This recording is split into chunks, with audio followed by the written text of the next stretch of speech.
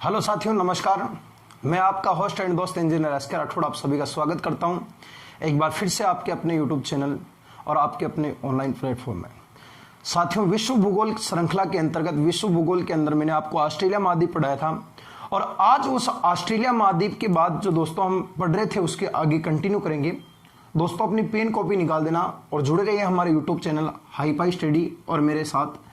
साथियों, देखना, ऑस्ट्रेलिया महाद्वीप के अंदर मैंने आपको बताया था लास्ट के अंदर कि ऑस्ट्रेलिया महाद्वीप के उत्तर दक्षिण के अंदर दोस्तों ऊपर तो लगता है एक द्वीप जिसका नाम था साथियों अपने कौन सा, अपने तो पापुआ न्यू गिनी नामक द्वीप था। और ये जो साथियों अपने पापुआ न्यू गिनी नामक द्वीप था ये अपने कौन सी जल संधि के द्वारा अलग होता था, अपने तो टोरेंस जल संधि के द्वारा अलग होता था। फिर मैंने बताया था दोस्तों कि इसके दक्षिण के अंदर एक देश लगता साथियों, उस देश का नाम साथियों गौर करना क्या था, अपने तो तस्मानिया।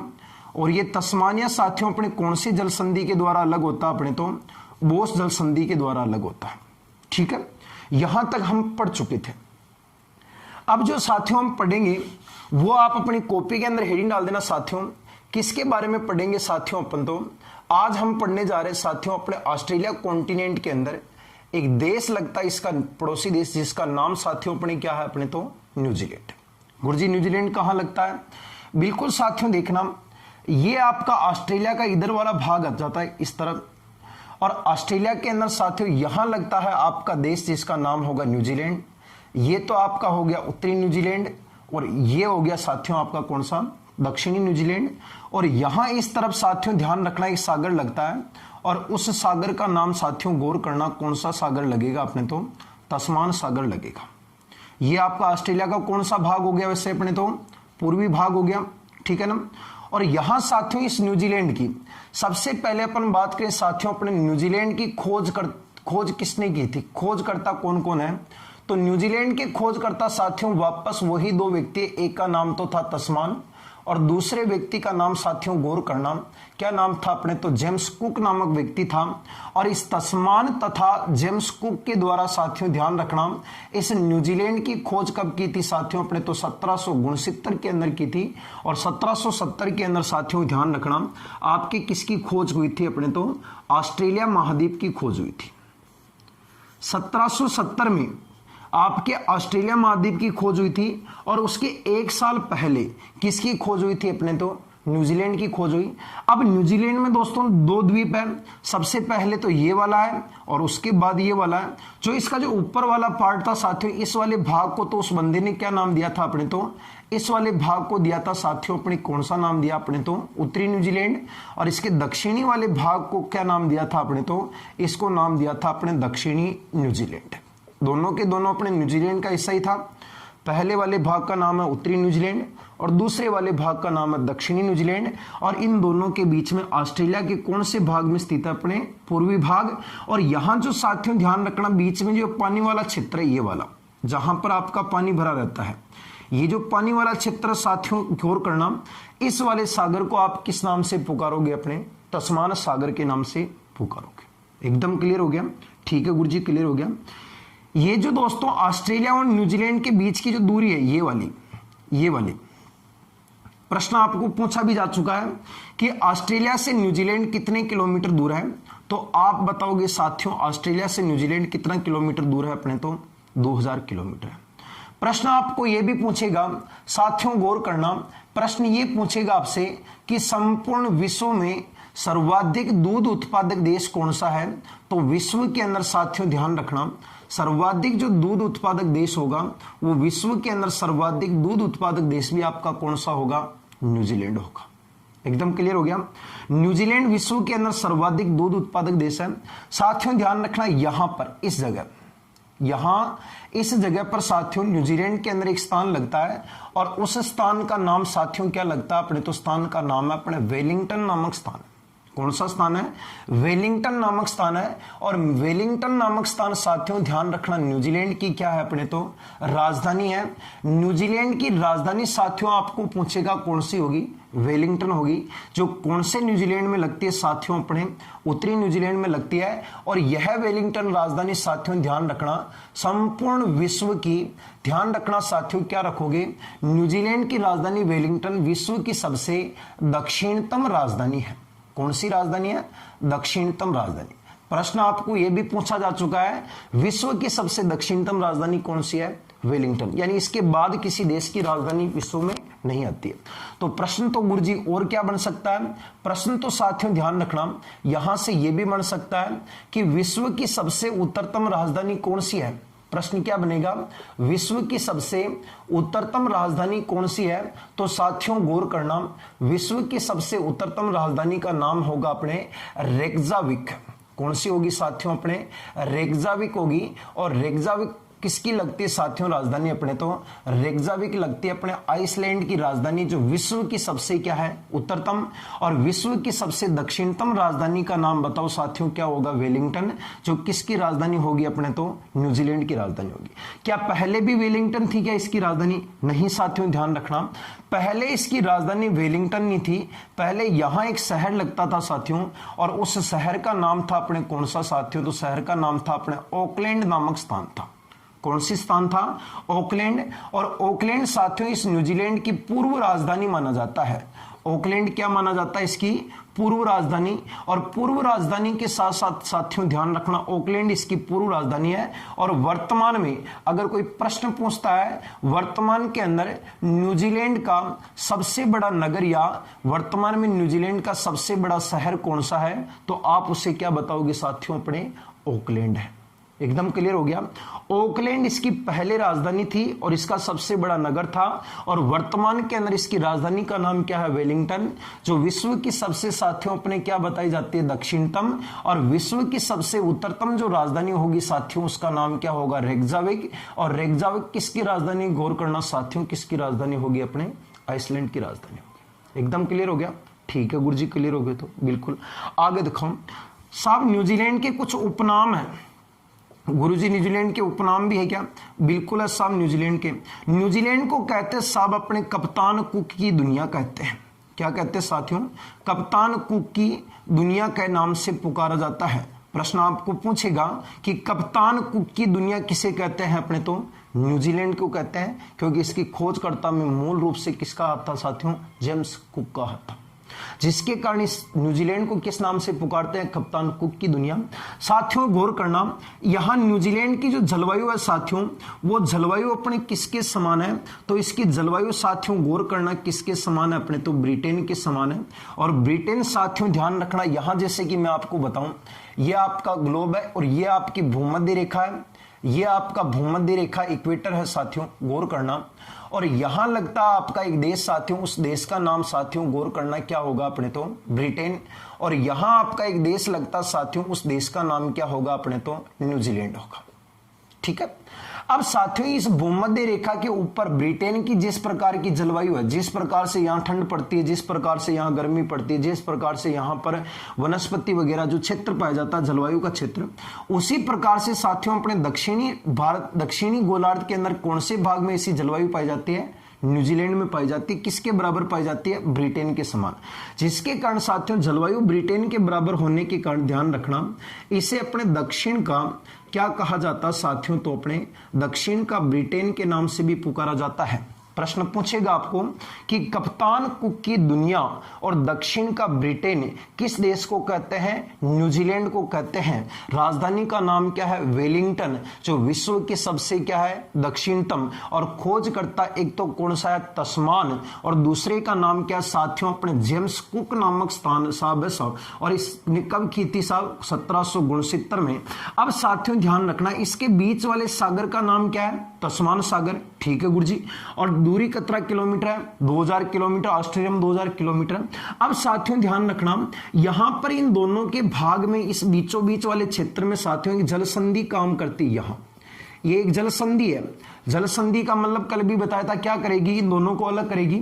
तो साथियों ध्यान रखना, यहां इस वाले भाग में जो जल संधि लगती है और उस जल संधि का नाम साथियों अपने क्या होगा, तो उस जल संधि का नाम भी कौन सी जल संधि काम करेगी साथियों अपने, तो कुक जल संधि है। कौन सी जल संधि है, कुक जल संधि। जल संधि का नाम क्या होगा, कुक जल संधि, जो उत्तरी न्यूजीलैंड और किसको अलग करती है, दक्षिणी न्यूजीलैंड को। प्रश्न आपको यह भी पूछेगा साथियों कि न्यूजीलैंड की, क्या प्रश्न पूछेगा साथियों आपको, न्यूजीलैंड की सबसे ऊंची चोटी कौन सी है, न्यूजीलैंड की सबसे ऊंची चोटी कौन सी है।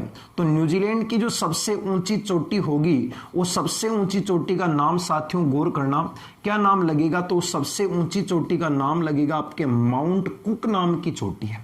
कौन सी चोटी है, माउंट कुक, जो आपके कौन से न्यूजीलैंड में लगती है, दक्षिणी न्यूजीलैंड में लगती है। सब यहां पर एक चोटी लगती है जिसका नाम है साथियों माउंट कुक। और इस माउंट कुक की ऊंचाई कितने मीटर है साथियों, तो लगभग 3764 मीटर इस माउंट कुक की ऊंचाई है। कितने मीटर साथियों, 3764 मीटर। यानी प्रश्न ये पूछेगा कि उत्तरी न्यूजीलैंड और दक्षिणी न्यूजीलैंड को अलग कौन सी जल संधि करती है, कुक जल संधि करती है।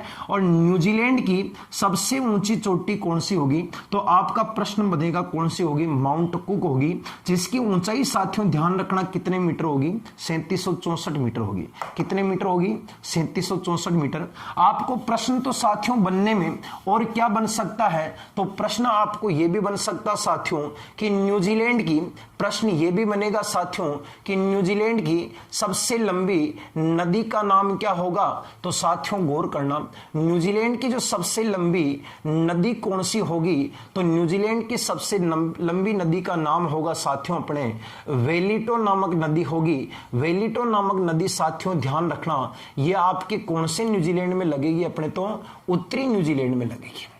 प्रश्न यह बनेगा कि न्यूजीलैंड की सबसे लंबी नदी का नाम क्या होगा साहब, तो आपका आंसर क्या होगा साहब, उसका आंसर क्या होगा, वेलिटो होगा। और ये वेलिटो नामक नदी साथियों अपने कौन से न्यूजीलैंड में लगती है, उत्तरी न्यूजीलैंड में लगती है। और इस वेलिटो नदी की लंबाई साथियों ध्यान रखना कितने किलोमीटर होगी, तो वेलिटो नदी की लंबाई साथियों लगभग अपने 440 किलोमीटर लंबी होगी। कितने किलोमीटर होगी, 440 किलोमीटर। न्यूजीलैंड की सबसे लंबी नदी का नाम क्या है, वेलिटो, जो कहां पर लगती है साथियों, अपने उत्तरी न्यूजीलैंड में लगती है, यहां पर इस क्षेत्र में लगती है, यहां इस तरीके से आकर के तस्मान सागर में खत्म हो जाती है। ये उत्तरी न्यूजीलैंड में लगती है, जिसकी लंबाई कितने किलोमीटर है, 440 किलोमीटर। जबकि दक्षिणी न्यूजीलैंड की, प्रश्न तो आपको यह भी पूछ सकता है कि दक्षिणी न्यूजीलैंड की सबसे लंबी नदी कौन सी होगी साथियों, तो गौर करना, दक्षिणी न्यूजीलैंड की सबसे लंबी नदी का नाम क्या होगा, तो साथियों गौर करना, दक्षिणी न्यूजीलैंड की सबसे लंबी नदी कौन सी होगी, तो दक्षिणी न्यूजीलैंड की सबसे लंबी नदी का नाम होगा क्लूथा नाम की नदी है, जो आपके दक्षिणी न्यूजीलैंड में माउंट कुक से निकल करके नीचे आकर के गिर जाती है, इस प्रकार से। ठीक है, पूरे के पूरे न्यूजीलैंड की सबसे लंबी नदी का नाम क्या होगा, वेलिटो होगा, जो आपके कौन से न्यूजीलैंड में लगती है, उत्तरी न्यूजीलैंड में लगती है, जिसकी लंबाई कितने किलोमीटर होगी, 440। प्रश्न ये पूछेगा आपको कि दक्षिणी न्यूजीलैंड की सबसे लंबी नदी का नाम क्या होगा, आप क्या बताओगे, क्लूथा, जो आपके कौन से न्यूजीलैंड में लगती है साथियों, दक्षिणी न्यूजीलैंड में लगती है। कौन से न्यूजीलैंड में लगती है, दक्षिणी न्यूजीलैंड। प्रश्न ये आपको बनेगा साथियों कि न्यूजीलैंड की सबसे बड़ी झील का नाम क्या होगा, न्यूजीलैंड की सबसे बड़ी झील का नाम क्या होगा साथियों, गौर करना, न्यूजीलैंड की जो सबसे बड़ी झील है, उस झील का नाम होगा साथियों अपने कौन सी, तो टापो नामक झील होगी। कौन सी झील होगी, टापो। और टापो का साथियों आपको क्षेत्रफल ध्यान रखना पड़ेगा, कितने क्षेत्रफल में फैली है साथियों, तो लगभग 418 वर्ग किलोमीटर में फैली हुई है। सबसे लंबी नदी का नाम क्या होगा, वेलिटो, कितने किलोमीटर होगी, 440। सबसे बड़ी चोटी का नाम क्या होगा, माउंट कुक, और ऊंचाई कितने मीटर है, 3764।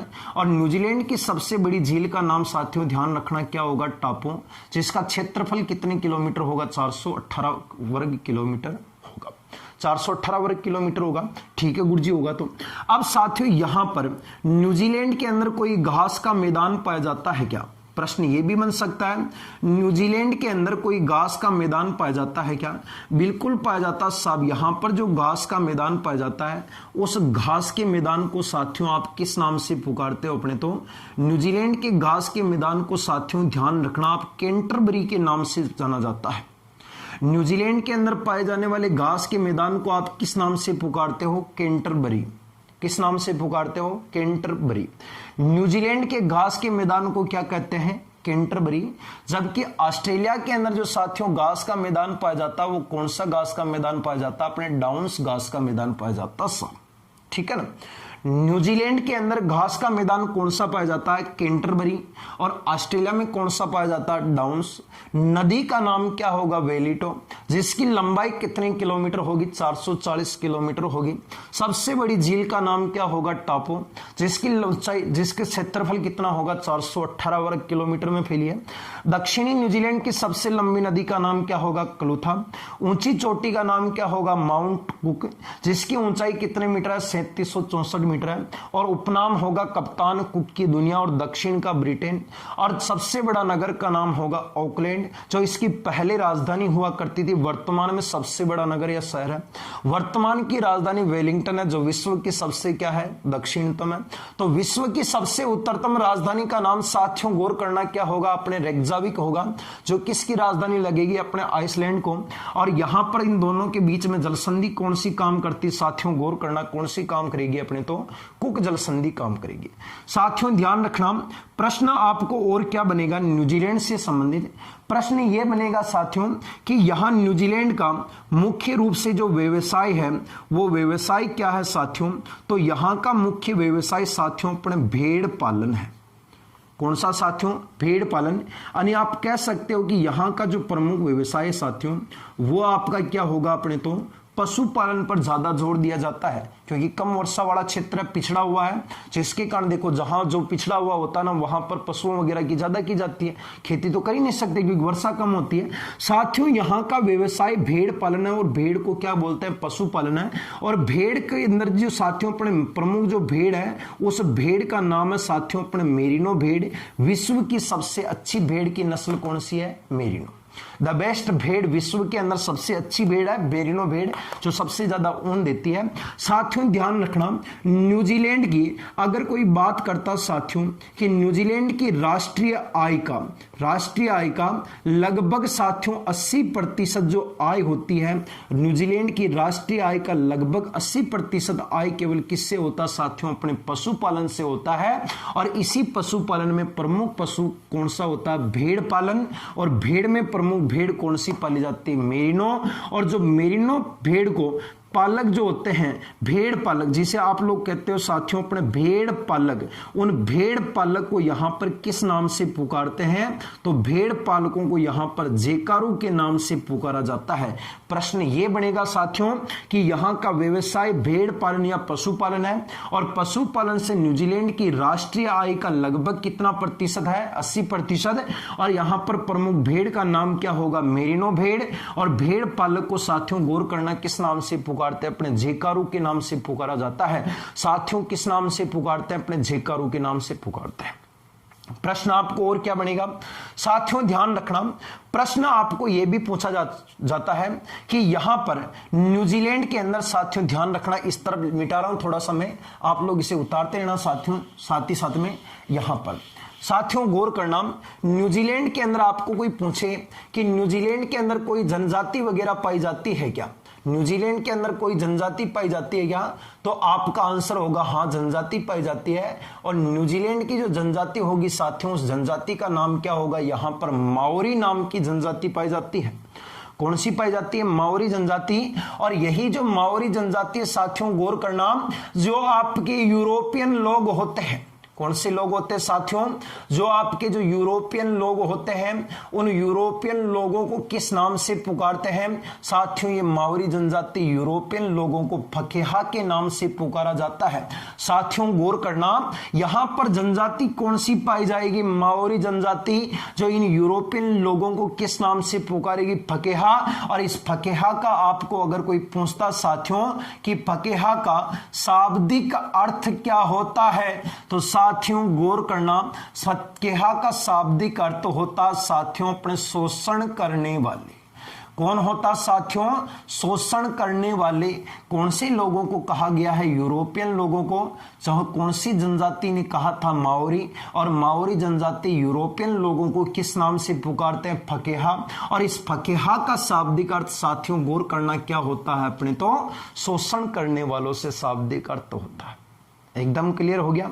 न्यूजीलैंड का एक बार स्क्रीनशॉट ले लिए साहब, न्यूजीलैंड का एक बार स्क्रीनशॉट ले लिए, फिर हम आगे की ओर चलते हैं। ठीक है गुरुजी, चलो आगे चलो साहब। ये आपका न्यूजीलैंड था साहब। इस न्यूजीलैंड को आप बारी बारी से समझना। वीडियो को एक बार नहीं, वीडियो को 2 बार देखा करो। कहीं नहीं जा रहा आपका नेट आता, साला नेट ज्यादा कितना गुड़ेगा नेट, साला 1-2 जीबी ज्यादा करवा लो और तो क्या है, फ्री बैठे हो घर पर आराम से पढ़ाई करते रहो, मस्त रहा करो। देखो सुनो, अब आते हैं साथियों हम ऑस्ट्रेलिया के अंदर। ऑस्ट्रेलिया महाद्वीप का मैप बना लेते हैं आराम से, ये इस तरीके से। फिर हम पढ़ेंगे साथियों अपने ऑस्ट्रेलिया के अंदर इस तरीके से। ठीक है,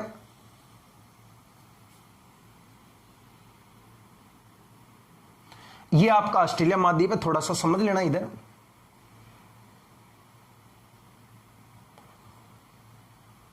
ये आपके हैं कारपेंटर की खाड़ी, नीचे है अलेक्जेंड्रिया की खाड़ी। ये आपकी पूर्वी साइड है और ये आपके कौन सी साइड है? पश्चिमी साइड। और ये आपकी इसकी कौन सी दिशा होगी? अपने उत्तर। और ये वाली साथियों ध्यान रखना कौन सी दिशा होगी? अपने तो दक्षिण। ठीक है, सबसे पहले हम बाहरी क्षेत्र की बात कर रहे हैं साथियों, तो बाहरी क्षेत्र से ही चलना प्रारंभ करते हैं। पहला ध्यान रखना साथियों, यहां पर जो आपका ऑस्ट्रेलिया का पूर्वी भाग है ना, ये वाला पूर्वी क्षेत्र, ये वाला उत्तरी क्षेत्र। इस ऑस्ट्रेलिया के उत्तर पूर्वी भाग में साथियों ध्यान रखना, यहां पर एक प्रवाल भित्ति है, ये वाली एग्जाम में बहुत बहुत बहुत इंपॉर्टेंट है। IMPORTANT मान के चलना साथियों कि ये प्रश्न जो है ना, इस प्रवाल भित्ति का रीप का प्रश्न साथियों IAS से लगा करके, कहां से लगा करके? IAS से लगा करके साथियों अपने RAS तक, RAS से लगा करके साथियों अपने रीड सेकंड ग्रेड पटवार तक, साथियों अपने कांस्टेबल तक पूछा जा चुका है। यह प्रश्न आपको ध्यान ही रखना पड़ेगा, बहुत इंपॉर्टेंट है। इस प्रवाल भित्ति के बारे में कुछ भी करो आपको ध्यान रखना पड़ेगा। यहां जो साथियों ये प्रवाल भित्ति है, इस प्रवाल भित्ति का नाम क्या है? तो प्रवाल भित्ति का नाम है साथियों अपने ग्रेट बैरियर रीफ है। कौन सी है साथियों? अपने ग्रेट बैरियर रीफ है, जो किससे बनी हुई है साथियों? अपने तो मूंगा जीव प्लस चूना पत्थर से बनी हुई है, यानी कैल्शियम कार्बोनेट और प्रवालों से बनी हुई है साथियों। मूंगा जीव और चूना पत्थर से एक रीफ है यहां पर, जिसका नाम है ग्रेट बैरियर रीफ।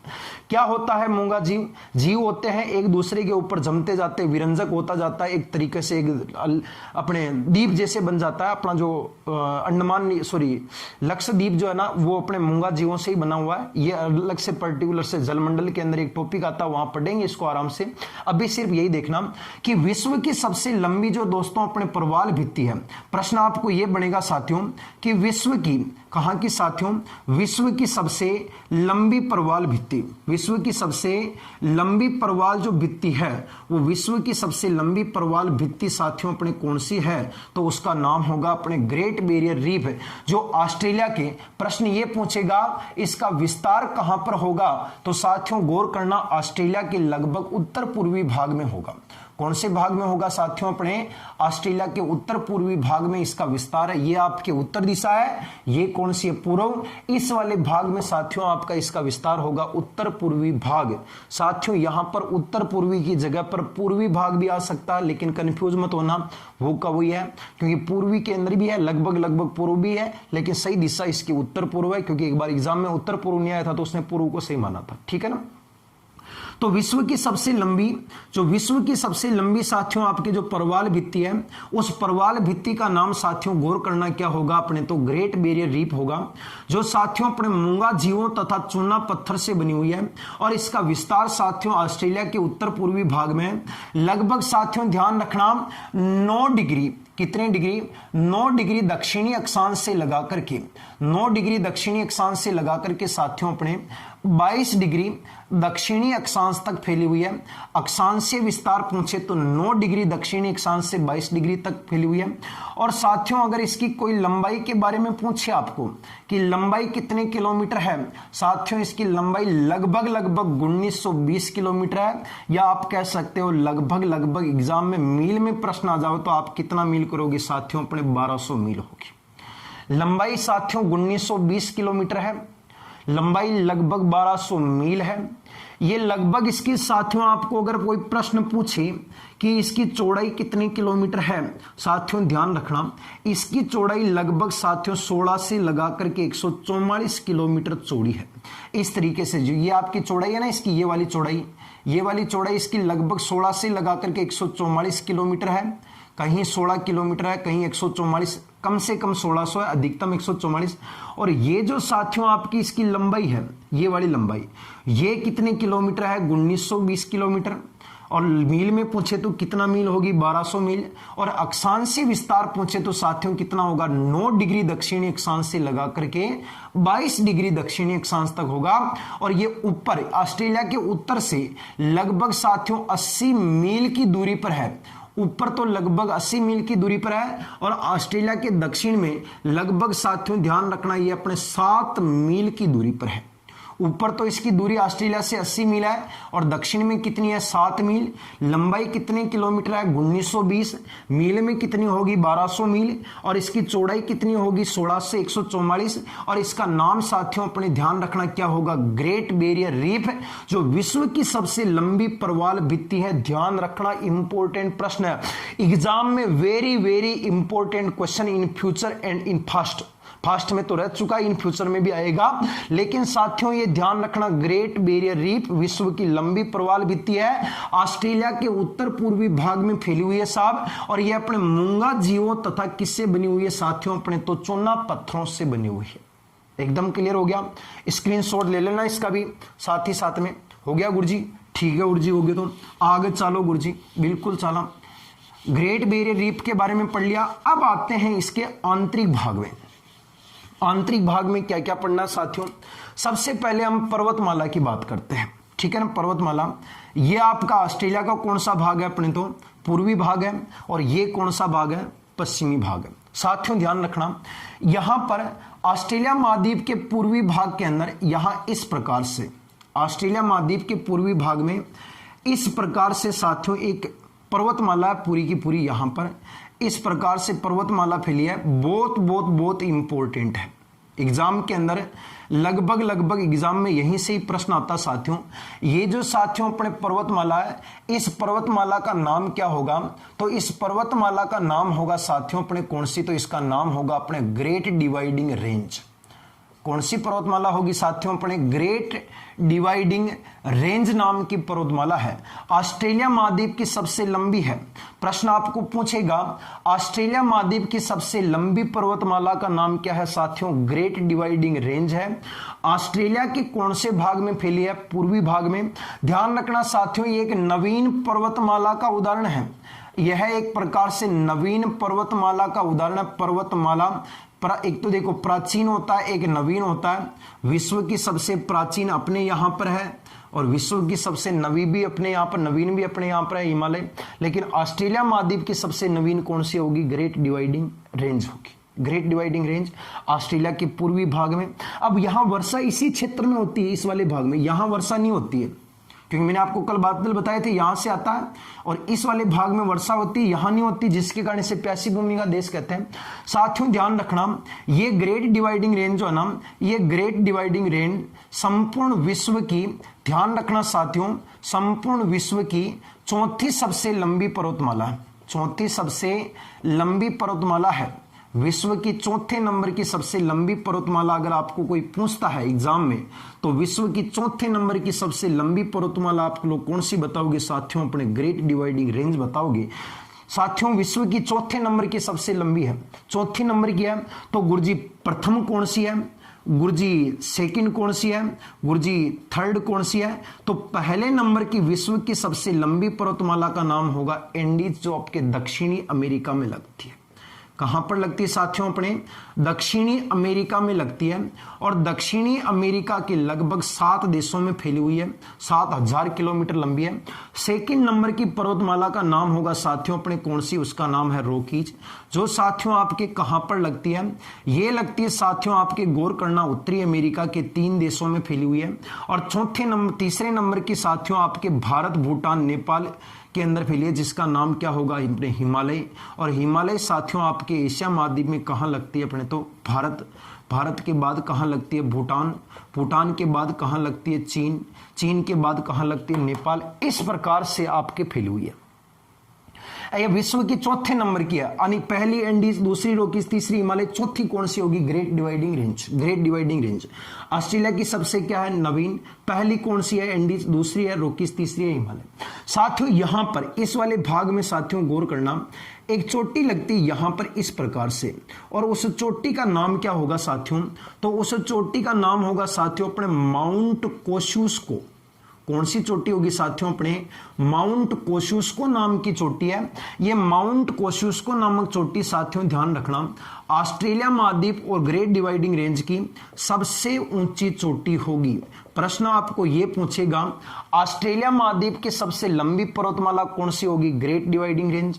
और यहां पर इसकी सबसे ऊंची चोटी का नाम साथियों क्या होगा? माउंट कोशुस्को, जो इसके लगभग दक्षिणी पूर्वी भाग में लगती है। और इसकी जो ऊंचाई होगी साथियों, वो ऊंचाई कितने मीटर होगी? तो इसकी ऊंचाई लगभग साथियों आपके 2.228 मीटर, यानी लगभग साथियों आपके 2228 मीटर इस माउंट कोशुस्को की ऊंचाई होगी।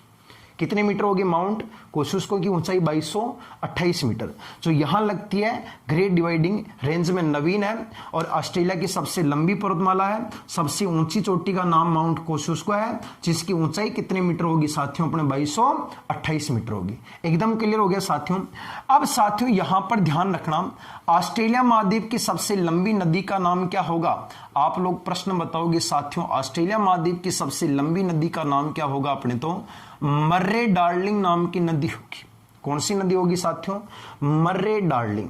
अभी वर्तमान में देखो, डार्लिंग शब्द, पहले प्राचीन समय में डार्लिंग शब्द चलता था, प्रेमी प्रेमिका की डार्लिंग, और वर्तमान में डार्लिंग शब्द मर चुका है, क्योंकि वर्तमान में नए नए शब्दों का लॉन्चिंग हो चुकी है। सोना, बाबू, जानू, बिट्टू, स्वीटू, ये नाम आ चुके हैं। तो पहले डार्लिंग चलता था, अब मर चुकी है, इसलिए नाम हो गया साथियों अपने कौन सी? मर्रे डार्लिंग नदी।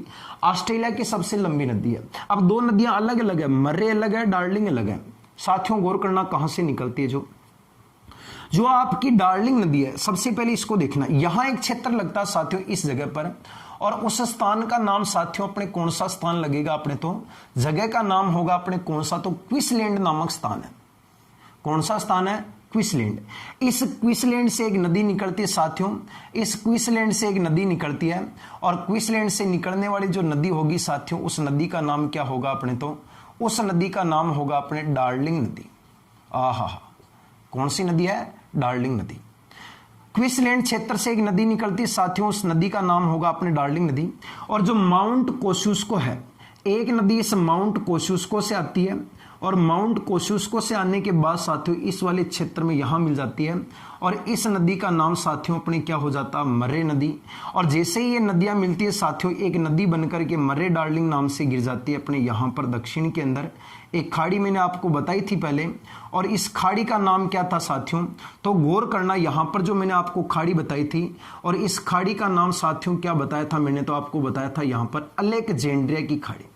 कौन सी बताई थी साथियों मैंने आपको? अलेक्जेंड्रिया की खाड़ी। इस अलेक्जेंड्रिया की खाड़ी में साथियों इस नदी का अंत हो जाता है। डार्लिंग मर्रे दो अलग अलग है। मर्रे निकलती है माउंट कोशुस्को से, डार्लिंग निकलती है क्वींसलैंड से, और जाकर के अंत कहां होता है? अलेक्जेंड्रिया की खाड़ी में। और इसकी जो लंबाई है साथियों, वो लंबाई कितने किलोमीटर है? तो 36 दूनी 72 किलोमीटर लंबी है। कितने किलोमीटर है? 36 दूनी 72 किलोमीटर। ये आपको पूछेगा साथियों, गौर करना, ऑस्ट्रेलिया की सबसे लंबी नदी। प्रश्न ये पूछेगा ऑस्ट्रेलिया की सबसे लंबी नदी कौन सी होगी? तो साथियों गौर करना, ऑस्ट्रेलिया महाद्वीप की सबसे जो लंबी नदी होगी, वो सबसे लंबी नदी का नाम होगा आपके कौन सी साथियों? तो अपने मर्रे डार्लिंग नाम की नदी होगी। कौन सी नदी होगी आपके? मर्रे डार्लिंग नदी। और इस मर्रे डार्लिंग नदी की साथियों लंबाई कितनी किलोमीटर है? 3672 किलोमीटर है। 36 दूनी कितने होते हैं? 72। डार्लिंग कहां से निकलती है? क्वींसलैंड से। मर्रे कहां से निकलती है? माउंट कोशुस्को से। अंत कहां होता है? अलेक्जेंड्रिया की खाड़ी में। और यह ऑस्ट्रेलिया महाद्वीप की सबसे लंबी नदी है साथियों, और इस नदी का नाम होगा अपने मर्रे डार्लिंग नदी, जिसकी लंबाई साथियों गौर करना कितने किलोमीटर होगी? 3672 किलोमीटर होगी। एकदम क्लियर हो गया? ठीक है गुरुजी, क्लियर हो गया। और क्या है गुरुजी? साथियों गौर करना, अब मरुस्थल की बात करते हैं। ये वाला क्षेत्र, यहां पहले यहां बात कर लेते हैं इस वाले क्षेत्र में। साथियों ऑस्ट्रेलिया महाद्वीप का एक क्षेत्र लगता है यहां पर इस प्रकार से। ये वाला जो क्षेत्र है ना, इस वाले का नाम क्या है? तो इसका नाम है साथियों अपने कौन सा? तो इसका नाम है साथियों अपने ग्रेट आर्टिसियन बेसिन नाम है। क्या नाम साथियों? Great artisan basin. प्रश्न पूछेगा आपको कि ग्रेट आर्टिसियन बेसिन कहां पर है, तो आपका आंसर क्या होगा साथियों? अपने ऑस्ट्रेलिया महाद्वीप होगा। बेसिन का मतलब होता है एक क्षेत्र है जहां पर छोटी छोटी नदियां हैं, मैदान टाइप में है। ग्रेट आर्टिसियन बेसिन, इस ग्रेट आर्टिसियन बेसिन में साथियों ध्यान रखना सर्वाधिक क्या पाए जाते हैं? तो यहां पर आपको सर्वाधिक देखने को मिलेंगे साथियों अपने उत्सुरुत कुएं देखने को मिलेंगे, जिसे आप लोग अपनी भाषा के अंदर इन्हें पाताल तोड़ कुएं कहते हैं। कौन से कुएं कहते हैं? पाताल तोड़ कुएं। प्रश्न आपको यह पूछेगा साथियों कि विश्व के अंदर सर्वाधिक उत्सुरुत कुएं, उत्सुरुत इस प्रकार से लिख देना आप लोग अगर दिख नहीं रहा हो तो, उत्सुरुत कुएं ये सर्वाधिक कहां देखने को मिलेंगे आपको? तो ये आपको साथियों आपके ग्रेट आर्टिसियन नामक स्थान बेसिन में मिलेंगे, जो आपके कौन से महाद्वीप में लगेगा? ऑस्ट्रेलिया महाद्वीप में लगेगा। ठीक है, ग्रेट आर्टिसियन बेसिन ऑस्ट्रेलिया के अंदर, जहां पर सर्वाधिक क्या देखने को मिलता है साथियों? उत्सुरुत कुएं देखने को मिलता है, जिन्हें आप किस नाम से पुकारते हो? पाताल तोड़ कुएं के नाम से पुकारते हो। पाताल तोड़ कुएं। अब गुरुजी पाताल तोड़ क्या होता है? अरे धरती में क्या होता है ना, धीरे धीरे प्रेशर बन जाता है, तो वो धीरे धीरे पानी को टक्कर मारना शुरू कर देता है ऐसे। तो वो पानी क्या होता है ना, कुओं से अपने आप ही बाहर निकलने लग जाता है ऐसे। तो वो कुओं से पानी का उफान जो आने लग जाता है ना, वही कहलाता पाताल को तोड़ करके पानी का बाहर आना, उत्सुरुत कुएं। अपने भारत के अंदर भी गंगा नदी के बेसिन में कई क्षेत्र में देखने को मिलता है, लेकिन भारत में ज्यादा नहीं है। सबसे ज्यादा पूछे तो साथियों आपके कहां पर होगा? ग्रेट आर्टिसियन बेसिन में होगा। ठीक है साथियों, अब देखना दोस्तों दूसरा क्षेत्र कौन सा है, जो ये वाला क्षेत्र इस जगह पर, ये वाला, इसके अंदर 3 भाग बना दिए मैंने आपको। बहुत बहुत बहुत इंपॉर्टेंट है साथियों ये वाला क्षेत्र भी, यहां पर इस प्रकार से क्या है? ये एक महान मरुस्थल है। क्या ना है? महान मरुस्थल है साथियों। उस महान मरुस्थल का नाम है अपने ग्रेट विक्टोरिया डेजर्ट। क्या नाम होगा साथियों? अपने ग्रेट विक्टोरिया डेजर्ट।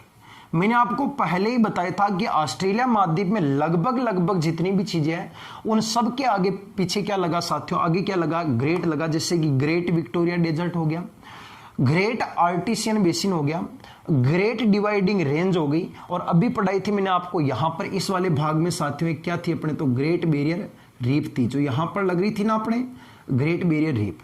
तो लगभग जितनी भी साथियों उनके आगे ग्रेट लगा है। अब जो ग्रेट विक्टोरिया डेजर्ट है साथियों, ये ऑस्ट्रेलिया के कौन से भाग में फैला अपने? तो पश्चिमी भाग में फैला। पूर्वी भाग में तो क्या फैली अपने? Great dividing range. और इसके पश्चिमी भाग में साथियों गौर करना क्या फैली अपने? तो ग्रेट विक्टोरिया डेजर्ट मरुस्थल फैला। आपको प्रश्न ये पूछेगा साथियों कि विश्व का दूसरा बड़ा मरुस्थल कौन सा है? तो विश्व का दूसरे नंबर का जो बड़ा मरुस्थल होगा, वो विश्व का दूसरे नंबर का बड़ा मरुस्थल साथियों कौन सा होगा? ग्रेट विक्टोरिया डेजर्ट होगा। साथियों विश्व का सबसे बड़ा, प्रश्न आपको यह भी पूछ सकता है, विश्व का सबसे बड़ा मरुस्थल कौन सा है? सबसे बड़ा मरुस्थल कौन सा है? तो आपका जो आंसर होगा साथियों वो आपका बताओगे कौन सा बताओगे? सहारा बताओगे, जो आपके कौन से महाद्वीप में लगता है साथियों? अपने तो अफ्रीका में लगता है। बारी बारी से एक एक चीज की चर्चा करेंगे हम अगला जब अफ्रीका महाद्वीप आएगा। तो विक्टोरिया डेजर्ट जो है साथियों विश्व का दूसरे नंबर का सबसे बड़ा मरुस्थल है, और विश्व का सबसे बड़ा मरुस्थल कौन सा होगा? सहारा, जो कहां पर लगेगा? अफ्रीका में लगेगा। इसे अलग अलग क्षेत्र में अलग अलग नाम से पुकारते। यहां इस क्षेत्र में जाओगे साथियों तो इस क्षेत्र के अंदर इस मरुस्थल को पुकारते हैं सैंडी के नाम से पुकारते हैं। क्या कहते हैं साथियों? सैंडी। यहां जाओगे साथियों इस क्षेत्र के अंदर, तो इस क्षेत्र के अंदर इस मरुस्थल को किस नाम से पुकारते हो आप लोग? तनामी के नाम से पुकारते हो। यहां क्या कहते हैं? सैंडी। और यहां किस नाम से पुकारते हो? तनामी। तनामी के बाद साथियों यहां पर आप जाओगे तो यहां इस मरुस्थल को आप गिब्सन के नाम से पुकारते हो। किस नाम से पुकारते हो? गिब्सन। और गिब्सन के बाद साथियों ध्यान रखना, यहां जब आप आओगे तो यहां पर आप इस मरुस्थल को किस नाम से पुकारोगे अपने? तो सिम्पसन के नाम से पुकारते हो।